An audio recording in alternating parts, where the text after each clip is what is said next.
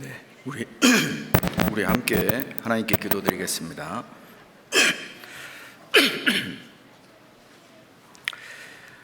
사랑과 은혜가 충만하신 하나님 아버지, 우리를 구원해 주신 그 크신 은혜 진정 감사드립니다. 하나님을 알지 못했던 우리에게 하나님을 알게 해주시고, 또 죽음 뒤에 그 영원한 세계를 알지 못했던 우리에게 예수 그리스도의 크신 십자가의 사랑으로 영원한 천국에 갈 수 있는 소망을 허락해 주심을 감사드립니다. 이제 잠시 잠깐의 오실 주님 앞에 우리 모두 다 설 것을 알고 있습니다. 아버지 하나님, 주 앞에 섰을 때 잘하였다 칭찬받는 주님의 자녀들이 될 수 있도록 도와주옵소서. 우리의 연약함을 항상 돌봐주시고 항상 함께 해주시겠다는 그 약속의 말씀으로 우리에게 함께 해주시고, 또 우리를 통해 주님이 더욱 영광 받으시기를 간절히 원하옵니다. 이번 한 주간 또 축의 수양회가 준비되고 있습니다. 준비되는 모든 손길 위에 하나님께서 더욱 은혜와 능력을 베풀어 주시옵소서. 이번 축의 수양회를 통해서도 많은 영혼이 구원받고 주께 돌아오는 일에 우리가 쓰임받기를 간절히 원하옵니다. 주님 역사해 주옵소서. 또 오늘 어머니회로 우리 함께 모여 있습니다. 또 우리 자매님들 교회와 복음을 섬기는 일에 부족함 없도록 늘 영육간의 축복을 더해 주시고, 또 우리가 복음을 전하는 근심 외에는 그 어느 것도 하지 않도록 하나님께서 우리의 모든 삶에 영육간의 축복을 더해 주옵소서. 또 우리가 주의 일을 하는데 지치지 않도록 주 성령 안에서 늘 새 힘을 공급해 주옵소서. 또 병 중에 고통 중에 있는 형제 자매님들 하나님께서 은혜의 손길로 더욱 위로해 주시기를 간절히 원하옵니다. 한 시간, 모든 시간 주 성령님께서 친히 인도해 주옵소서. 우리를 사랑하시는 주 예수님 이름으로 기도드렸습니다. 아멘. 예, 우리 에베소서 1장을 보겠습니다.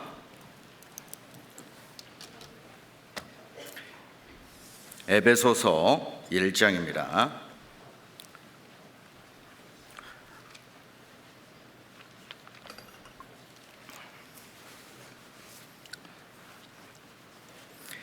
에베소서 1장 3절부터 제가 읽어드리겠습니다. 찬송하리로다. 하나님 곧 우리 주 예수 그리스도의 아버지께서 그리스도 안에서 하늘에 속한 모든 신령한 복으로 우리에게 복 주시되, 곧 창세 전에 그리스도 안에서 우리를 택하사 우리로 사랑 안에서 그 안에 거룩하고 흠이 없게 하시려고 그 기쁘신 뜻대로 우리를 예정하사 예수 그리스도로 말미암아 자기의 아들들이 되게 하셨으니, 이는 그 사랑하시는 자 안에서 우리에게 거저 주시는 바 그의 은혜의 영광을 찬미하게 하려는 것이라.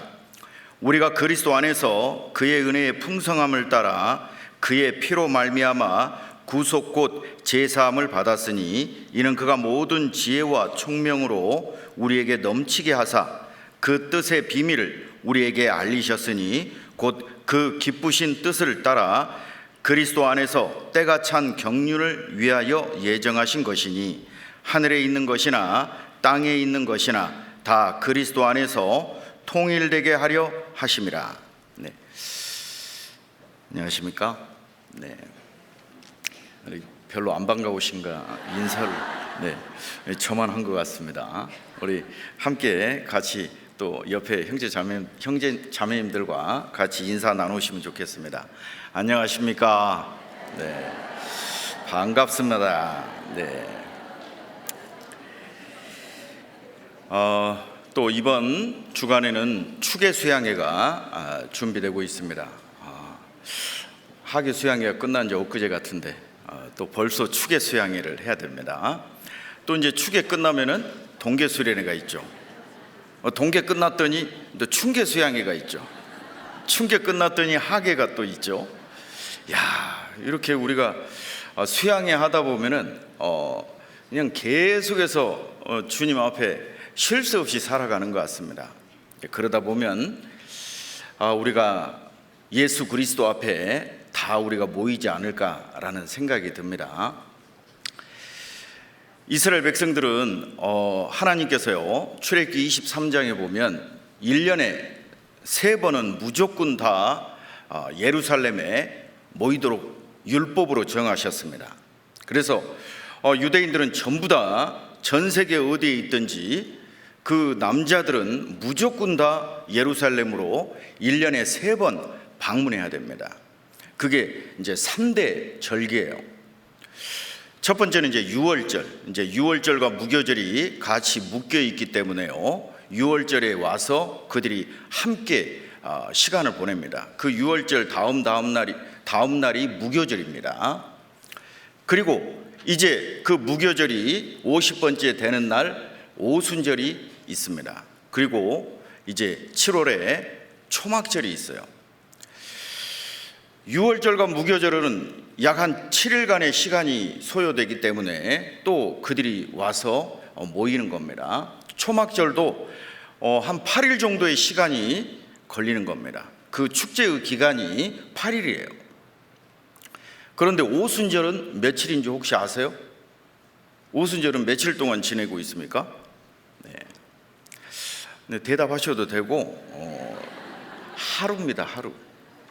그런데 그 하루를 위해서 전 세계에서 이스라엘 백성들이 모여온다는 거예요. 그것을 하나님 말씀 속에서는 대회라고 말씀하고 있어요. 우리 시편 35편을 한번 봐볼까요? 시편 35편입니다.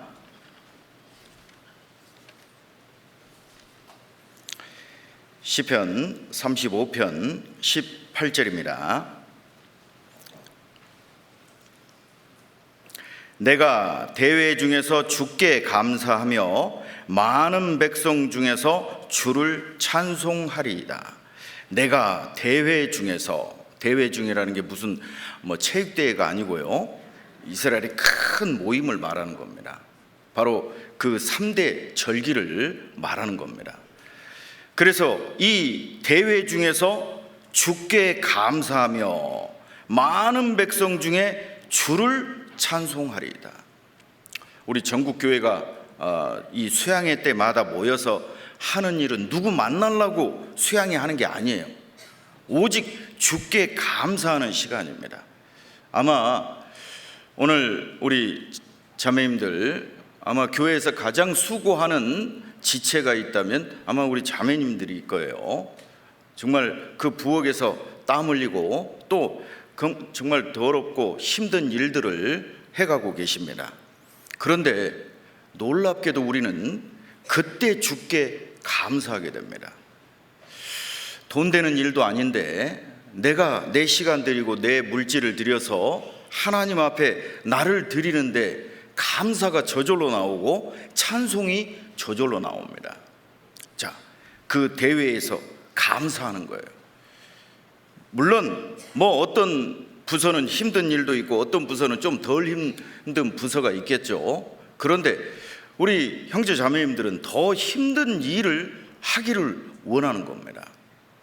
왜요? 그 시간에 주께 감사하고 찬송하는 시간입니다. 그 주께 감사하고 찬송하는 그 시간들 속에 우리는 이제 무엇을 하느냐? 우리 시편 40편을 한번 봐봅시다. 시편 40편입니다.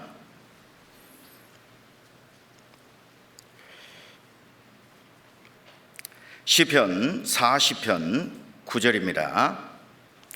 우리 같이 한번 읽어보겠습니다. 내가 대회 중에서 의의 기쁜 소식을 전하였나이다. 여호와여, 내가 내 입술을 닫지 아니하는 줄을 주께서 아시나이다.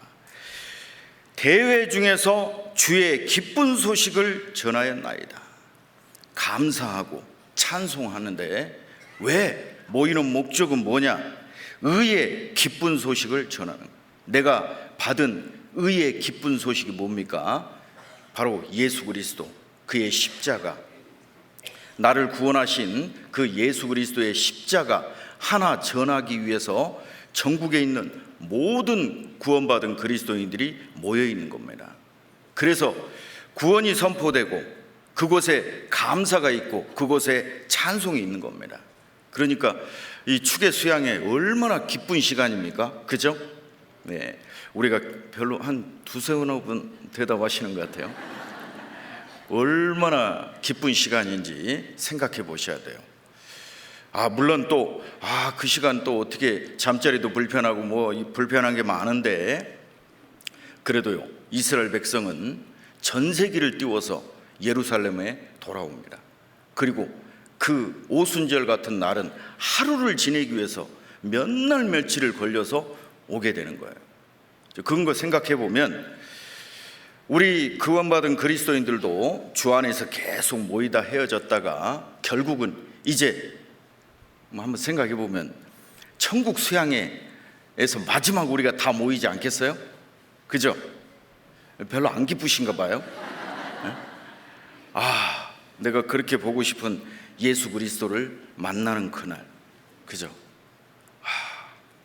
정말 내 사랑하는 가족들 중에 구원받은 가족들을 만나는 날도 있지만 우리가 천국 가서 가장 보고 싶은 분은 바로 예수 그리스도입니다. 그 예수 그리스도를 만났을 때 우리는 주님 앞에 어떤 고백을 해야 될까? 주님이 우리를 안아주실 겁니다. 우리 눈에서 눈물을 씻겨주실 거예요. 그때 예수님은 아마 우리에게 이렇게 말씀하셨을 거예요. 눈물을 씻겨준다는 게 뭐겠습니까? 수고했다, 고생했다, 내가 다 알고 있었다. 그때 우리는 예수님에게 뭐라고 대답을 하시겠어요? 주님, 저는 주님과 주님의 십자가 예수 그리스도의 복음을 위해서 정말 수고했습니다. 이 말을 우리 양심에 걸리지 않도록 할 수 있어야 되지 않을까? 주님, 난 돈 열심히 벌다 왔습니다. 열심히 놀다가 열심히 여행하다가, 그거는 뭔가 예수님의 그 십자가 앞에서 우리가 고백할 수 있는 말이 아니라는 걸 우리 양심이 알고 있습니다. 그래서요, 오늘은요 이 에베소서 성경을 통해서 우리가 하나님 앞에 좀 깊은 하나님의 그 기쁨과 감사함을 또 한번 깨달아 보는 시간 갖겠습니다. 우리 에베소서 1장입니다.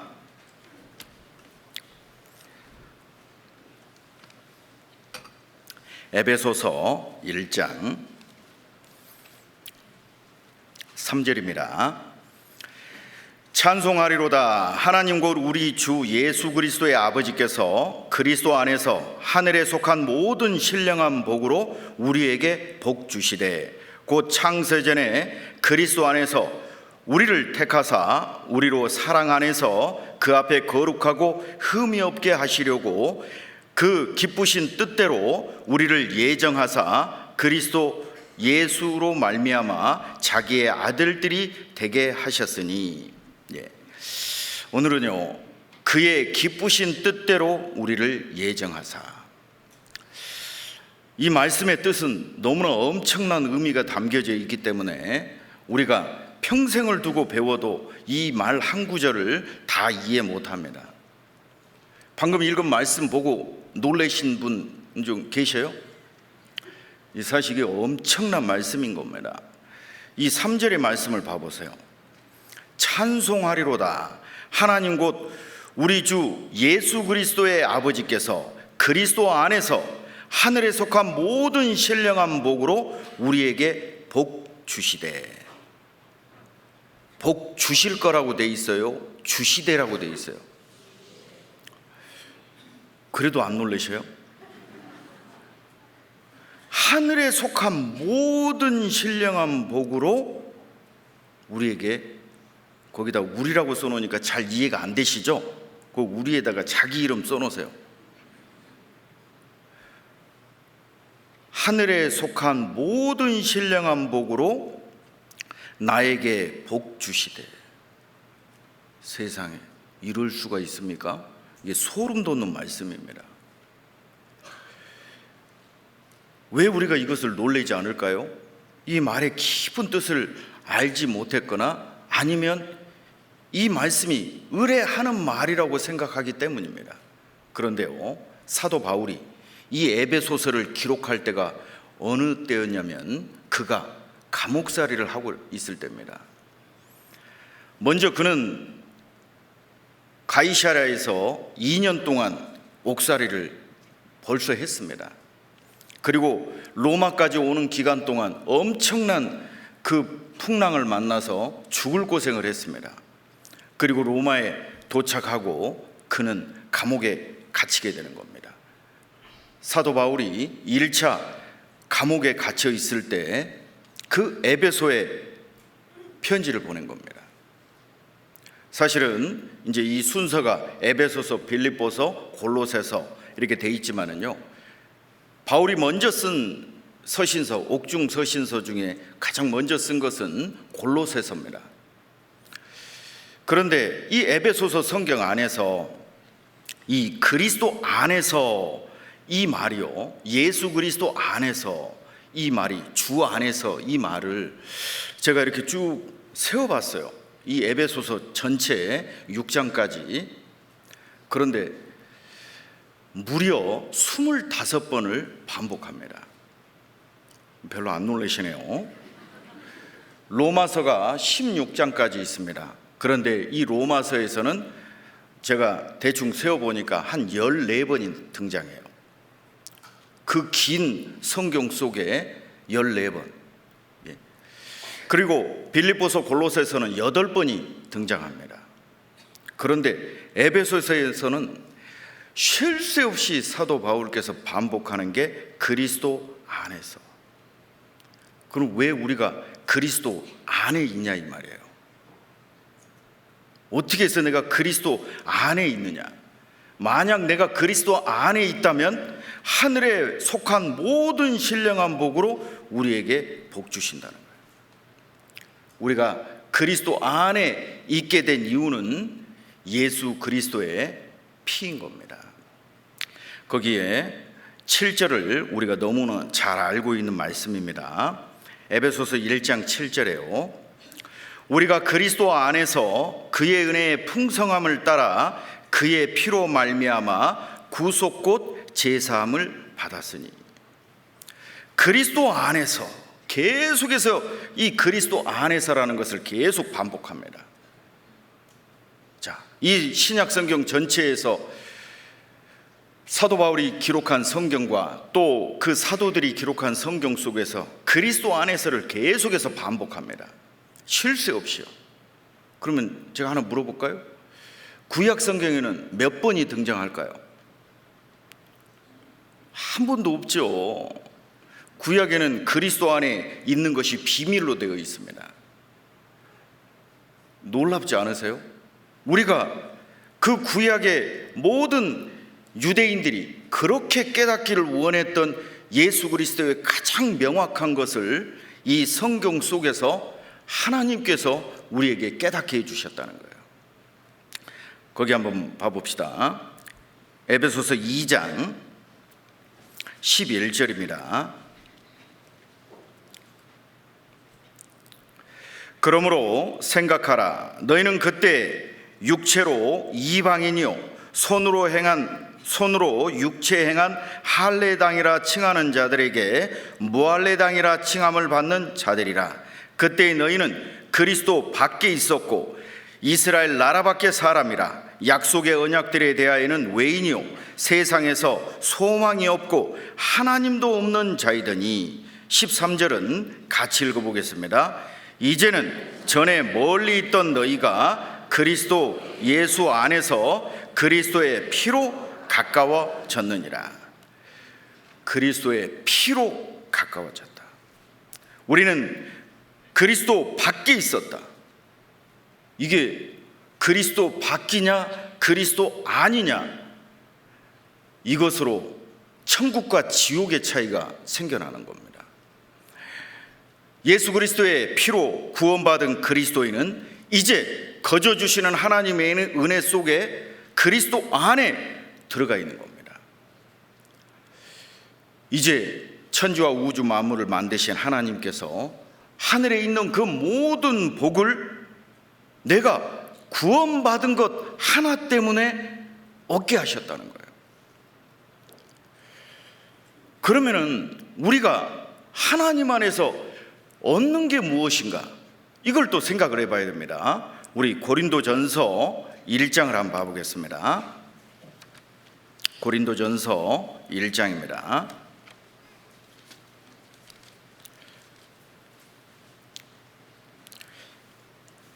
고린도전서 1장 30절입니다.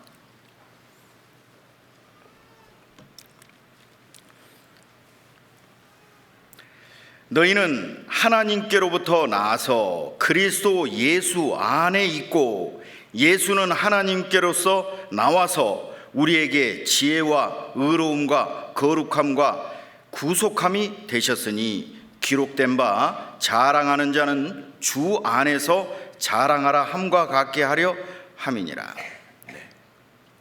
이 말씀이 사실은 또 엄청 놀라운 말씀입니다.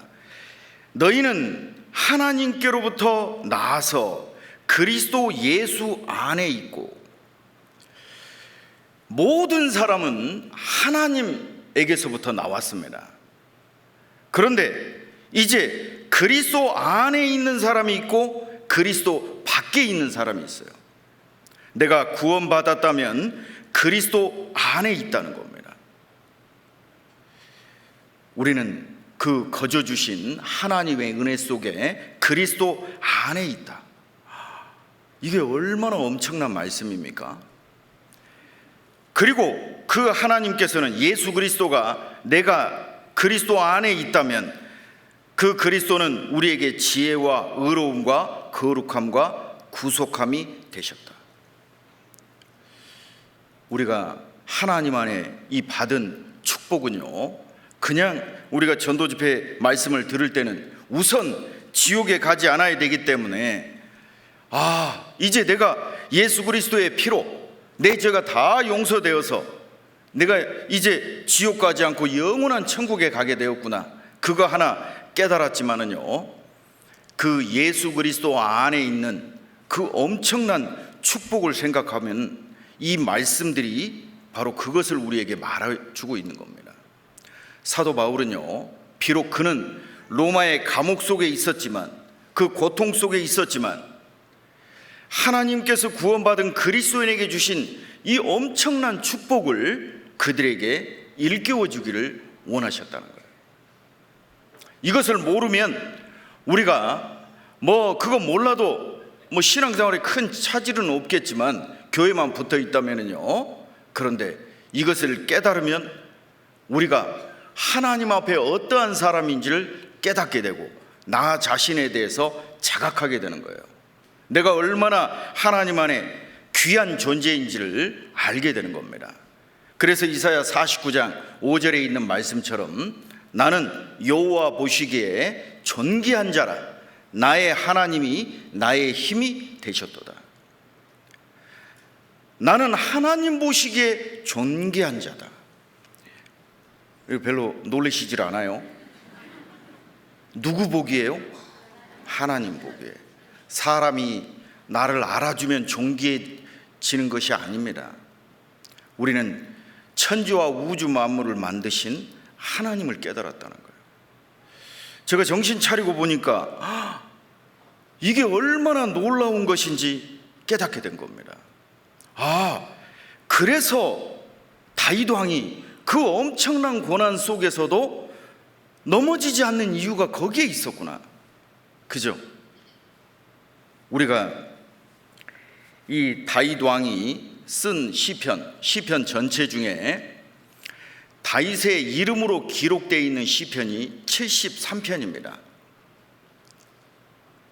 그런데요, 다윗의 시편의 거의 대부분이 언제 기록되냐면 사울에게 쫓겨다닐 때, 그리고 자기 아들 압살롬에게 쫓겨다닐 때.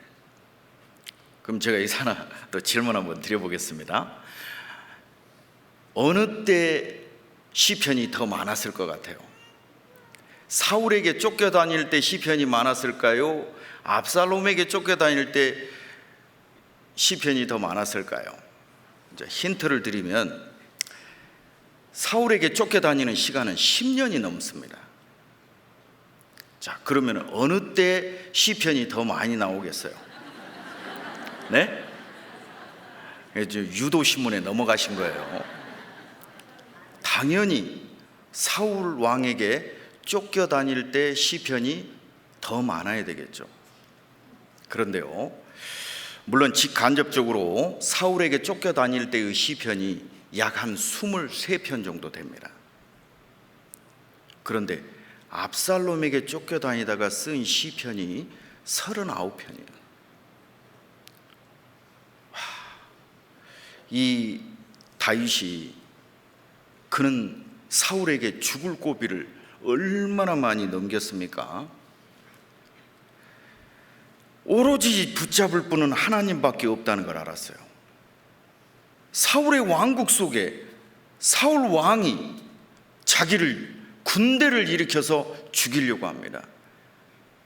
이잡듯이 다윗을 뒤지는 거예요. 뭐 이스라엘 땅이 뭐 얼마나 넓기라도 합니까? 강원도 땅밖에 안 돼요. 그 강원도 땅을 이스라엘 군대 전체를 풀어서 다윗을 찾아내려고 하는데 못 찾는 거예요. 죽일 수가 없는 거예요. 다윗은 그때 오직 하나님만 바라본 겁니다. 그리고 그가 왕이 되었습니다. 성경을 읽다 보면 사무엘상 10장, 사무엘하 10장까지는 읽으면 너무 행복합니다. 다윗 너무 멋지다고. 이제 그 왕이 된 다윗이 정말 그 왕위를 얼마나 기쁨으로 주 앞에 드렸는지를 모릅니다.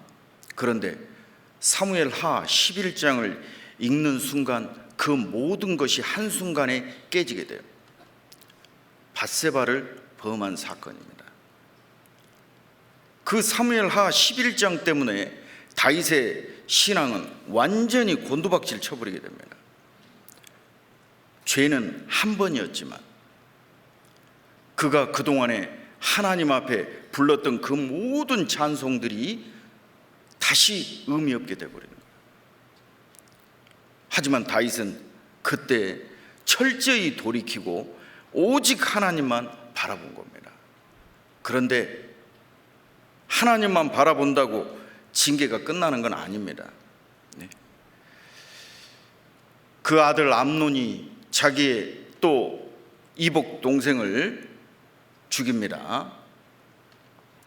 그리고 이복 동생을 범하죠. 압살롬은 그 암논을 또 죽입니다. 다윗의 심경이 어떻겠습니까? 그런데 급기야는 이 압살롬이 군대를 일으켜서 아버지 다윗을 죽이려고 하는 거예요. 그때 다윗의 심경이 어땠을까?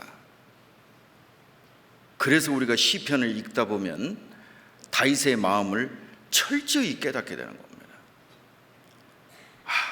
내가 만약 다윗이었다면 어땠을까? 다윗은요, 백전노장입니다. 그 아들 압살롬이 군대를 일으키고 있다는 거 다윗은 이미 알고 있어요. 그리고 군대를 소집하면 압살롬 하나 없애는 것은 일도 아닙니다. 그런데 70이 넘은 다윗이 머리를 풀어 헤치고 신발도 신지 못하고 눈물을 흘리면서 감난산을 넘는 거예요. 그의 왕위가 완전히 끝나버린 겁니다. 그런데도 다윗은 오직 하나님만 바라보는 겁니다. 왜? 하나님이 없으면 나는 아무것도 아니라는 것을 다윗은 알았기 때문입니다. 우리가 이 세상 잠깐 살아가지만 내가 지금 이 자리에 있는 이유가 뭐겠습니까? 하나님이 아니라면 우리는 이런 시간 있을 이유가 없습니다. 그 중에 예수 그리스도의 십자가, 그 예수님의 십자가가 아니었다면 우리는 이 시간 이 자리에 있을 이유가 없어요. 그런데 그 많은 고난 속에서 주님이 나에게 주신 그 은혜가 뭐냐? 내 마음 속에서도 오직 주만 바라볼 수 있는 마음을 주셨다는 겁니다. 우리 시편 61편을 한번 봐보겠습니다. 이 시편 61편, 62편, 63편이 압살롬에게 쫓겨다니다가 지은 시편입니다. 시편 61편입니다. 1절에요. 하나님이여 나의 부르짖음을 들으시며 내 기도에 유의하소서. 나의 부르짖음을 들으시며. 이때 다윗이 어떻게 부르짖었을까요? 자식 압살롬은 칼을 들어서 아버지를 죽이려고 하는데 아버지는 압살롬을 너무 사랑했습니다. 그래서 아들을 향해 칼을 뺄 수 없는 거예요. 그래서 그는 하나님께 부르짖을 수밖에 없는 겁니다. 그가 칼을 빼서 압살롬을 죽이는 일을 할 수가 없어요. 왜? 사랑하기 때문입니다.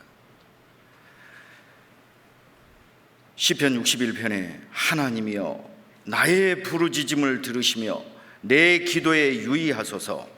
내 마음이 눌릴 때 땅끝에서부터 주께 부르짖으오리니 나보다 높은 바위 위에 나를 인도하소서. 주는 나의 피난처시오 원수를 피하는 견고한 망대 시민이이다. 4절 같이 읽어보겠습니다. 내가 영원히 주의 장막에 거하며 내가 주의 날개 밑에 피하리이다. 다윗은 이곳에서요 아주 놀라운 표현을 쓰고 있습니다.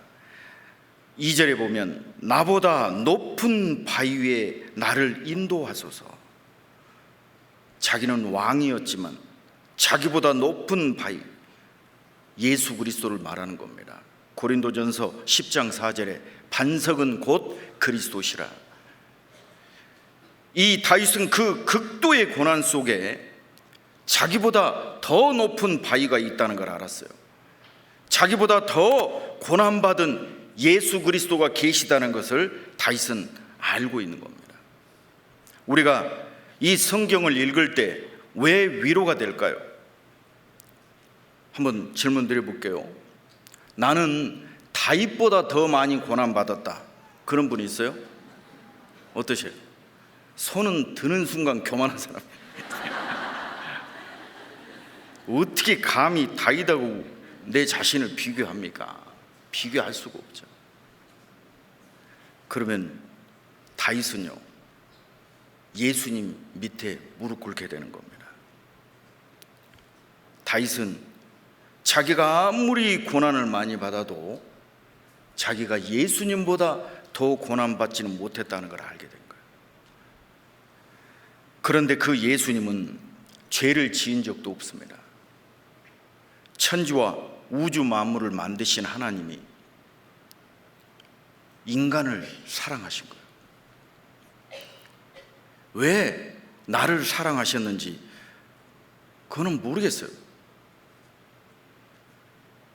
그런데 하나님은 인간을 사랑하는 그 순간 자기가 십자가에 피 흘려 죽어야 된다는 것을 알고도 그 사랑을 시작하신 겁니다. 하나님께서는요 나의 땅에 있는 시편 16편 3절 말씀에 땅에 있는 성도는 존귀한 자니 나의 모든 즐거움이 저에게 있도다. 땅에 있는 성도는 존귀하다, 지극히 귀하다는 거예요. 나의 모든 즐거움이 저에게 있도다. 우리 스바냐 3장 7절 말씀에도요 내가 너로 인하여 기쁨을 이기지 못하여 하시며, 스바냐 3장 7절 말씀에 너로 인하여 기쁨을 이기지 못한다 말씀하시고 있어요. 너로 인하여를 2번이나 말씀하고 계십니다. 너로 인하여 기뻐하시니라.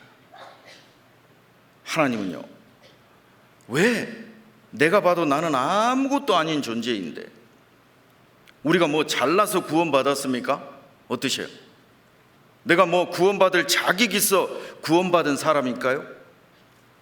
그래서 로마서 성경의 사도 바울은요, 감사하리로다 감사하리로다 계속 반복하는 겁니다. 왜요?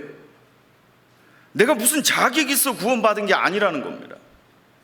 전적으로 하나님이 우리를 구원해 주셨다는 거예요. 로마서 5장 8절 말씀에도요, 우리가 아직 죄인 되었을 때 그리스도께서 우리를 위하여 죽으심으로 하나님께서 우리에게 대한 자기의 사랑을 어쨌다고요? 확증하셨다. 하나님의 사랑이 어떻게 나타납니까? 하나님은 사랑이시다. 전 세계 모든 교회에 가면 하나님은 사랑이시라고 가르칩니다.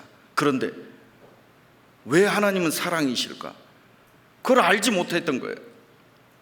예수님의 십자가를 몰랐습니까? 우린 예수님의 십자가도 알고 있었는데 구원받지 못했던 거예요. 왜 그렇죠? 그 예수님의 십자가에다가 자기 공로를 딱 덧입히는 겁니다. 그래도 열심히 뭘 해야 되지 않냐? 열심히 하나님을 위해서 뭘 해야 되지 않냐? 그리고 또 내가 열심히 하나님을 찾았기 때문에 내가 구원받았지 않냐? 예, 우리 모두 다 하나님을 찾는 마음이 이 속에 다 들어 있습니다. 그걸 거부하기 때문입니다. 그래서 시편 49편 20절 말씀에 존귀에 처하나 깨닫지 못하는 사람은 멸망하는 짐승 같도다.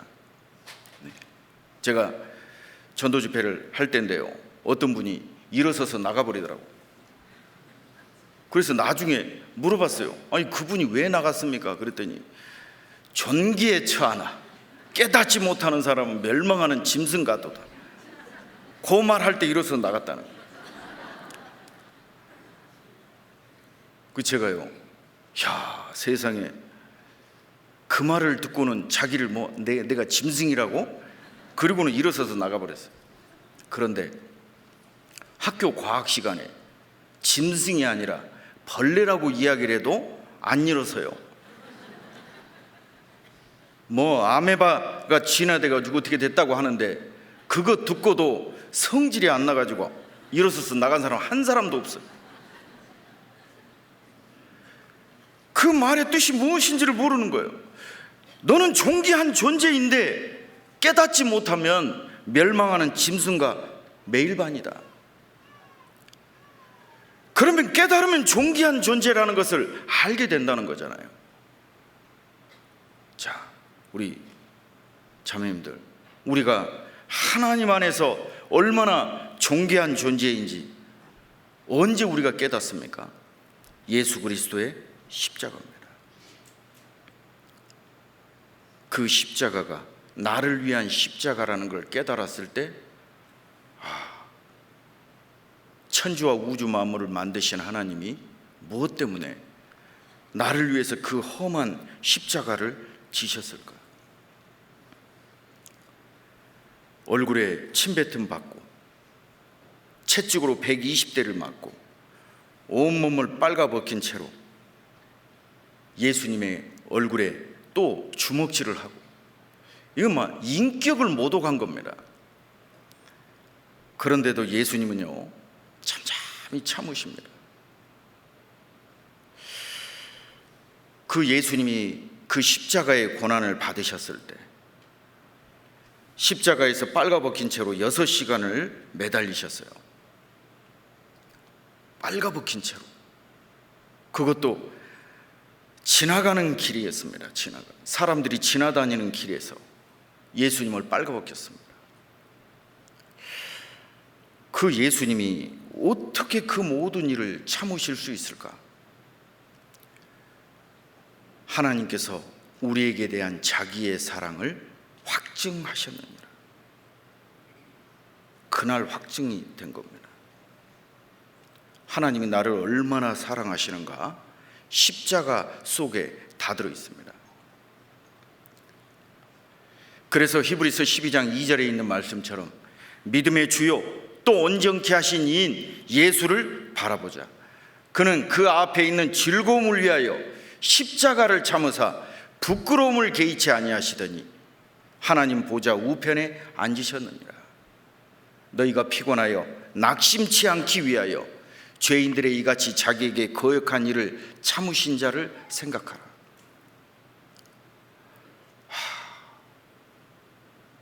그 앞에 있는 즐거움을 위하여 십자가를 참으신 분이 예수 그리스도이십니다. 어떻게 그럴 수가 있죠? 요즘에 핸드폰 새로 이렇게 나옵니다. 그죠? 새것 핸드폰 나오잖아요. 그죠? 핸드폰 새거 사가지고 헝것에 애정을 가지시는 분 계세요? 예? 아마 옛날 핸드폰 지금 어떤 핸드폰을 좋아하시는지 모르겠지만 그 버전 1들이 다 있을 거예요. 그죠? 예? 삼성 핸드폰 제일 처음 만들었던 거 지금 누가 야 이거 귀한 선물이다 하고 주면은요 기분 좋아요, 나빠요? 어디 못 박는 데나 쓰일지 몰라도 예? 그게 어떻게 귀한 겁니까? 그런데요, 비교는 안 되겠지만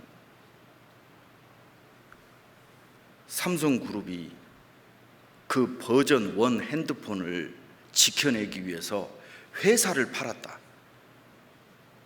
그러면 좀 이해가 되셔요?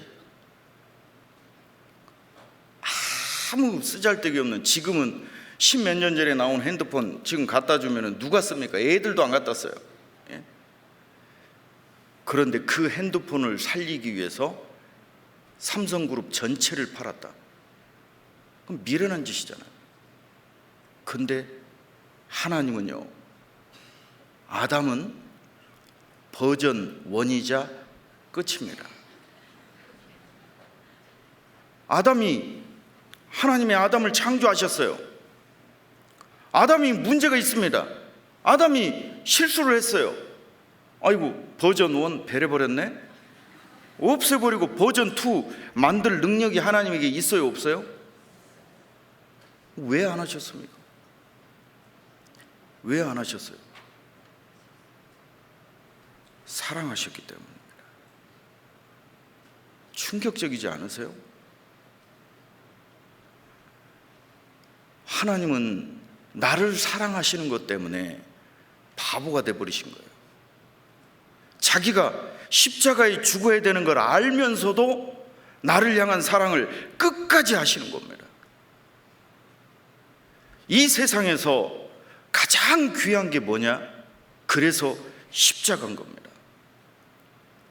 그 십자가가 나를 살린 것이기 때문입니다. 이거 한번 생각해 보세요. 어떻게 이럴 수가 있나? 성경에 하나님은 이렇게 말씀하십니다. 이사야 43장입니다.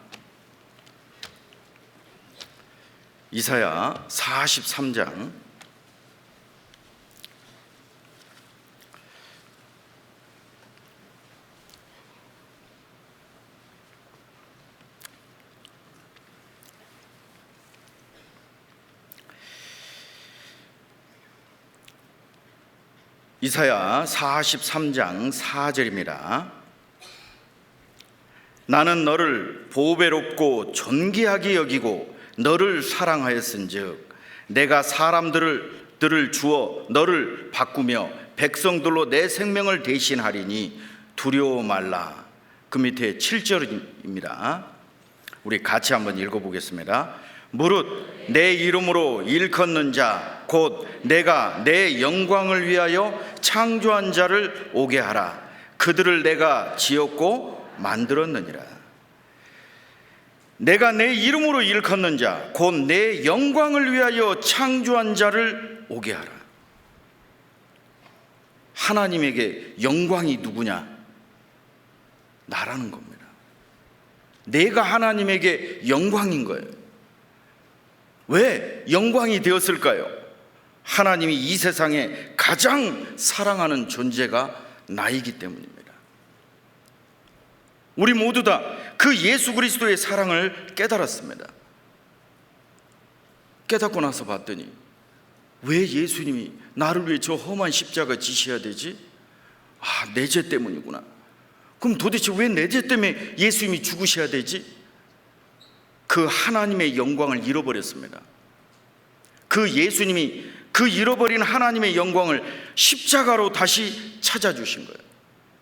그래서 골로새서 2장 15절에 정사와 권세를 벗어버려 밝히 드러내시고 십자가로 승리하셨느니라.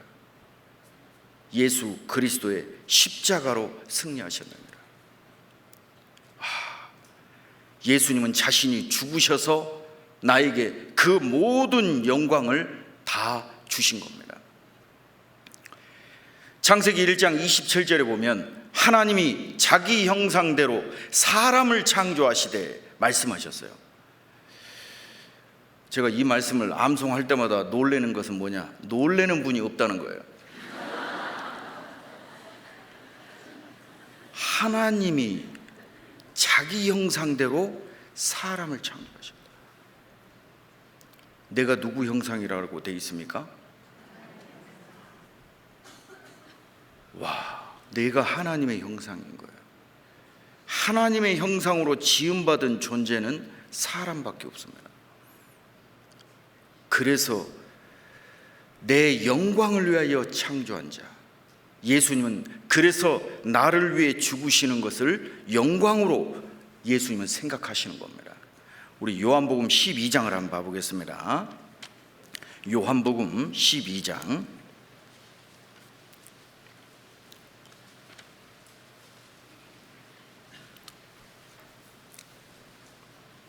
23절입니다. 요한복음 12장 23절. 예수께서 대답하여 가라사대 인자의 영광을 얻을 때가 왔도다. 이제 예수님께서 직접 하신 말씀이 내가 영광을 얻을 때가 왔도다 말씀하셨어요. 그러면 뭔가 영광스러운 일이 그 다음번에 기록되어 있겠죠? 24절에요. 내가 진실로 진실로 너희에게 이르노니 한 알의 밀이 땅에 떨어져 죽지 아니하면 한 알 그대로 있고 죽으면 많은 열매를 맺느니라. 이 말씀이 무슨 말씀입니까? 지금 이 말씀을 보다가요 정말 눈물을 막 쏟은 적이 있어요. 영광인데 나를 위해 죽으신다는 거예요. 간단히 표현하면 나를 위해 죽으시는 게 예수님은 영광이라고 말씀하셔요. 왜? 내 영광을 위하여 창조한 자. 하나님께서 가장 사랑하는 존재는 나밖에 없습니다. 아담이라는 뜻이 무슨 뜻인지 아시죠? 아담하게 만들어서 아담이 아니고 사람이라는 뜻입니다. 사람. 네. 사람. 내가 사람이라면 하나님의 영광을 위해 지음받은 거고 하나님이 가장 사랑하는 존재이고 하나님이 십자가를 통해 나에게 그 사랑을 확증하신 겁니다. 우리 에베소서 1장을 다시 가보겠습니다. 에베소서 1장 4절입니다. 곧 창세전에 그리스도 안에서 우리를 택하사 우리로 사랑 안에서 그 앞에 거룩하고 흠이 없게 하시려고. 그 밑에 혹시 나나주가 있는 성경이 있는 분들은 그 4절에 사랑 안에서 이게 뭐로 되어 있습니까? 사랑으로 예정하사.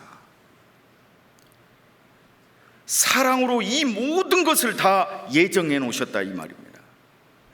하나님은 사랑이시라. 그 하나님의 사랑을 우리가 깊숙이 들어가면 뭡니까? 예수님의 십자가를 보게 됩니다. 하나님은 사랑이시다. 어떤 사람은 하나님은 사랑이시라 하는데 내가 사업이 잘 된 것 보니까 하나님이 사랑입니다. 내 자식들이 잘 되는 것 보니까 하나님은 사랑입니다. 내가 건강하고 수를 누리는 것 보니까 하나님은 사랑입니다. 아닙니다. 하나님의 사랑의 가장 결정체는 예수 그리스도의 십자가입니다. 그 예수 그리스도의 십자가를 더 깊이 들어가면 예수님의 피밖에 없습니다. 그 예수님의 피, 나를 위해 흘리신 예수 그리스도의 그 피, 그것으로 내가 구원을 받았고 이제 내가 하나님 앞에 어떠한 존재인지를 깨닫게 되는 겁니다. 창조주 하나님이 구더기 같은 사람의 몸을 입고 오시고 나를 위해 죽으셨다. 왜? 사랑하셨기 때문입니다. 성경에는 놀라운 말씀들이 어마어마하게 기록되어 있습니다. 이게 이 모든 하나님의 말씀이 진리라는 것을 우리는 알게 되는 겁니다. 이 모든 말씀대로 이루어집니다. 그런데요, 요한계시록에 보면 사도 요한은 천국을 보고 온 분입니다. 천국을 봤어요. 그래서 내가 보니를 계속해서 반복합니다. 그런데 사도 바울은 천국을 본 사람이 아니라 갔다 오신 분이에요. 자, 그럼 제가 질문 드려볼게요. 본 사람이 더 잘할까요? 갔다 온 사람이 더 잘할까요? 아니, 물론 제가 사도들을 차등을 두는 건 아닙니다. 하지만 우리가 간단히 생각해 보면 사도 요한은 천국을 봤어요. 사도 바울은요, 천국을 갔다 오신 분이에요. 그러면 우리가 간단히 보면 갔다 온 분이 더 잘할 거예요. 맞죠? 제가 너무 어려운 질문을 드렸나요? 그런데 놀라운 게 뭐냐? 사도 바울이 신약성경 히브리서까지 합치면 14권을 기록했습니다. 하나님의 계시로 14권의 성경 속에 천국을 묘사한 곳이 있는지 말해보세요. 단 한 곳도 없습니다. 바울은 하나님에게 받은 계시가 너무나 크다고 말씀하고 계십니다. 그런데 사도 바울은 뭘 말하고 있죠? 고린도전서 2장 2절에 나는 예수 그리스도와 그의 십자가에 못 박히신 것 외에는 다른 아무 것을 알지 아니하기로 작정하였습니다. 이렇게 표현하면 어쩔 줄 모르겠습니다. 바울에게는 천국이 너무나 놀라운 곳입니다. 차라리 내가 몸을 떠나 주와 함께 있기를 원했다고 말씀하셔요. 그런데 그것도 엄청난 건데, 이건 놀랄 일인 겁니다. 그런데 예수 그리스도와 그의 십자가, 그것은 무엇 위에 있는 겁니까?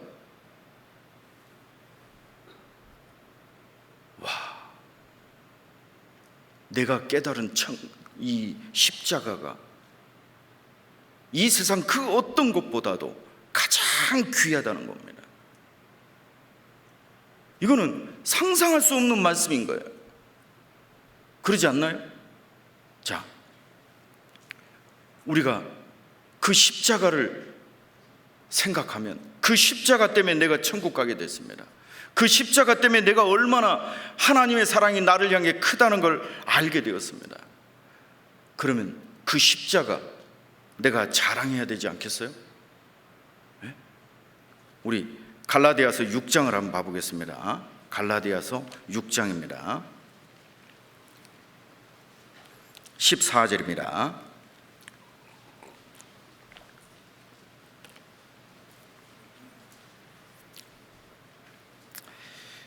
같이 한번 읽어보겠습니다. 그러나 내게는 우리 주 예수 그리스도의 십자가 외에 결코 자랑할 것이 없으니 그리스도로 말미암아 세상이 나를 대하여 십자가에 못 박히고 내가 또한 세상에 대하여 그러하니라. 내게는 우리 주 예수 그리스도의 십자가 외에 결코 자랑할 것이 없으니. 우리 그리스도인들이 자랑할 게 뭐죠? 내 자식들 잘 됐고, 내 자식들 뭐 됐고, 뭐 내가 어떻게 됐고, 돈이 어떻게 벌렸고, 뭐. 그거는요, 천국에 비하면 어떻게 됩니까? 예? 제가 90 몇 세 되신 할아버지인데 이제 상담을 한 적이 있어요. 저 집에 갔어요. 여기 누워 계셔요. 뭐 아무것도 몰라요. 자기 이름도 몰라요. 그분이 병원장입니다. 자기가 돈이 많은지도 몰라. 자기 이름도 몰라요. 이 세상 것 다 놔두고 가야 되는구나. 저는 어렸을 때요, 야, 공부해라. 공부하는 건 남는 거다. 공부하는 것도 안 남더라고. 막 그 어려운 공부를 했는데도 그런 것도 싹 없어져 버려요. 남는 게 뭐냐? 예수 그리스도와 그의 십자가. 그것 때문에 내가 천국 가는 거고, 그것 때문에 내가 영원한 존재가 되어 있는 겁니다. 그렇구나. 우리 형제자매님들, 이 고린도 전서와 갈라디아 성경은요, 사도 바울이 이제 그의 인생의 한 중기 정도에 기록된 성경입니다. 그러면 그의 인생의 말년에는 끝까지 예수 그리스도와 그의 십자가일까? 그냥 궁금하더라고요.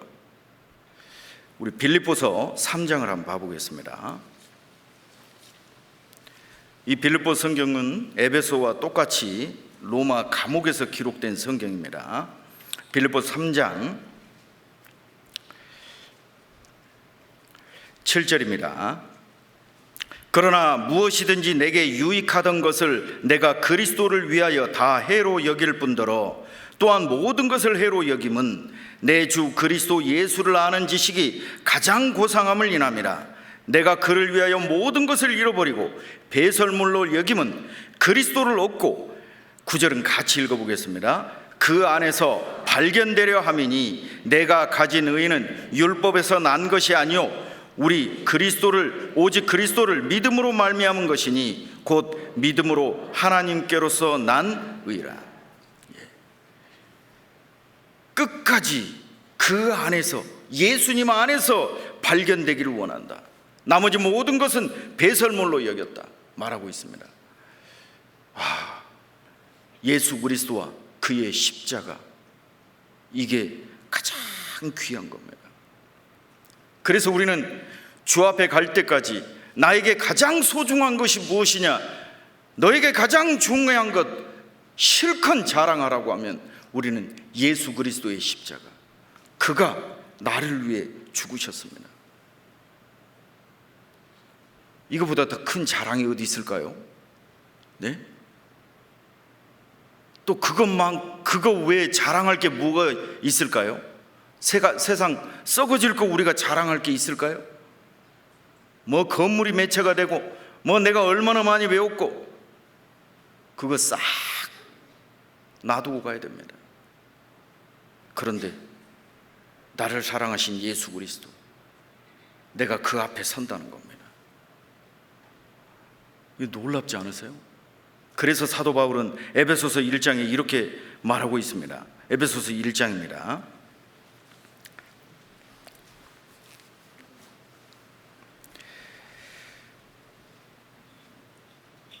17절에요.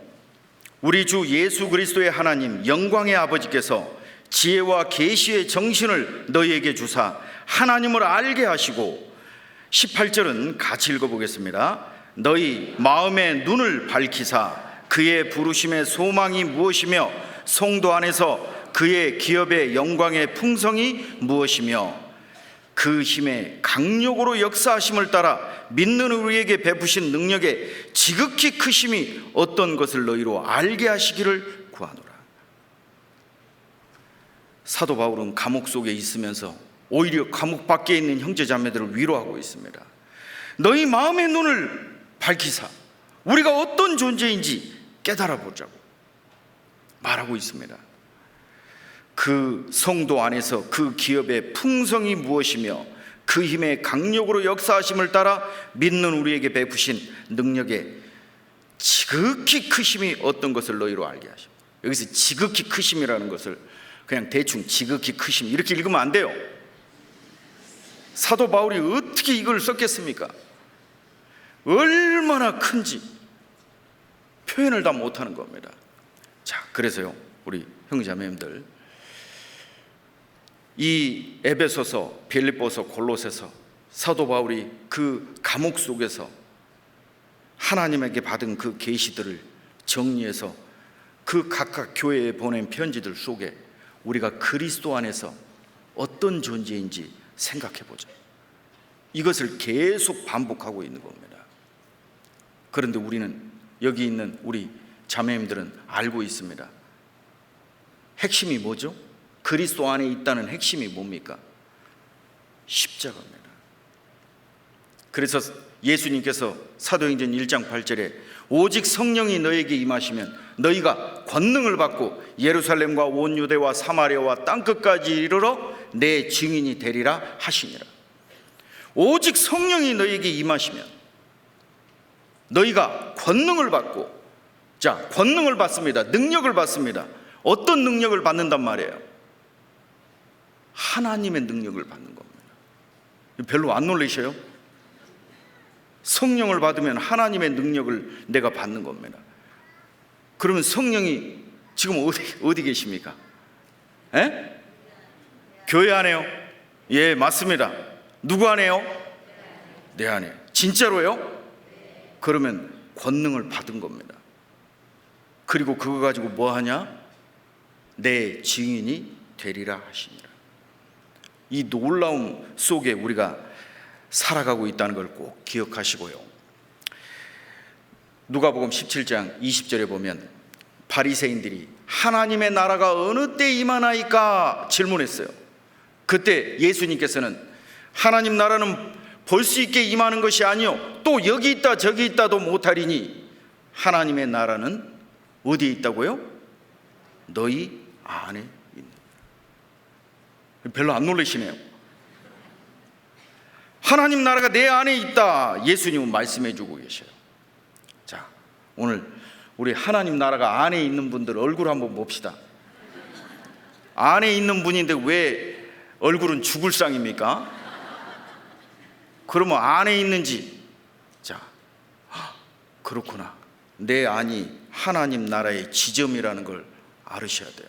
천국의 지점이 여기 들어 있습니다. 맞죠? 자, 그래서 우리 자매님들, 이번 축의 수양에도 내가 깨달은 이 예수 그리스도의 십자가, 이것 때문에 그 어떤 어려움도 우리는 다 승리해가는 삶을 살아가게 되는 겁니다. 이것을 전하자는 겁니다. 그래서 이번 축의 수양회 때도 더 우리 감사하고 찬양을 드리면서 힘껏 이 복음 증거하는 시간 되셨으면 좋겠습니다. 우리 함께 기도하겠습니다. 사랑과 은혜가 충만하신 하나님 아버지, 우리를 구원해 주신 은혜 감사드립니다. 우리가 무엇이간데 우리를 구원해 주시고 또 하나님의 자녀 삼아 주심을 감사드립니다. 또 우리의 나머지 모든 삶 속에 하나님께서 늘 함께해 주시겠다는 그 약속의 말씀 굳게 붙들고 주의 일을 해가기를 원합니다. 또 외국에서 수고하는 우리 선교사들, 그 가정들, 외국에 있는 모든 교회들 동일한 은혜로 채워 주시옵소서. 우리를 사랑하시는 주 예수님 이름으로 기도드렸습니다. 아멘. 네, 고맙습니다.